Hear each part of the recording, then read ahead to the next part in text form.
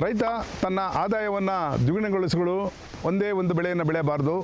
So ಇಲ್ಲಿ ಸಮಗ್ರ ಕೃಷಿ ಪದ್ಧತಿಯನ್ನು ಅಳವಡಿಸ್ಕೊಳ್ಬೇಕಾಗುತ್ತೆ. ಅದರಲ್ಲಿ multi storage crop system, inter crop system ಜೊತೆಗೆ ಒಂದು ಮುಖ್ಯವಾದ ಒಂದು ಪದ್ಧತಿ ಅಂತಂದರೆ ಮತ್ಸ್ಯೋದ್ಯಮ, ಅಂದರೆ ಫಿಶ್ ಕಲ್ಚರ್ ಅಂತೇಳಿ. ಇಲ್ಲಿ ರೈತರು ಸುಮಾರು 55 ಅಡಿ ವ್ಯಾಸದಲ್ಲಿ ಈ ಫಿಶ್ ಫಾರ್ಡನ್ನು ತಯಾರಿಸಿದ್ದಾರೆ. 70,000 ರೂಪಾಯಿ ಖರ್ಚು ಮಾಡಿದ್ದಾರೆ. 70,000ದಲ್ಲಿ ಈಗಾಗಲೇ ಗೌರ್ಮೆಂಟ್ ಸಹ ಸಬ್ಸಿಡಿಯಾಗಿ ದುಡ್ಡು ಕೊಟ್ಟಿದ್ದಾರೆ. ಆ ರೈತ ಅವರು ಹೇಳೋದು ಏನಂದರೆ 8 ತಿಂಗಳಲ್ಲಿ ಇಲ್ಲಿ ನಮಗೆ ಕಟಾವು ಬರ್ತದೆ ಮೀನುಗಳು. ಇದರಲ್ಲಿ ಸಾಮಾನ್ಯವಾಗಿ ಕಾಟ್ಲಾ, ರಾಹು, ಮೃಗಾಲ್ ಅಂತ ಇಷ್ಟು ಥರದ ಮೀನುಗಳನ್ನು ಬಿಡ್ಬೋದು.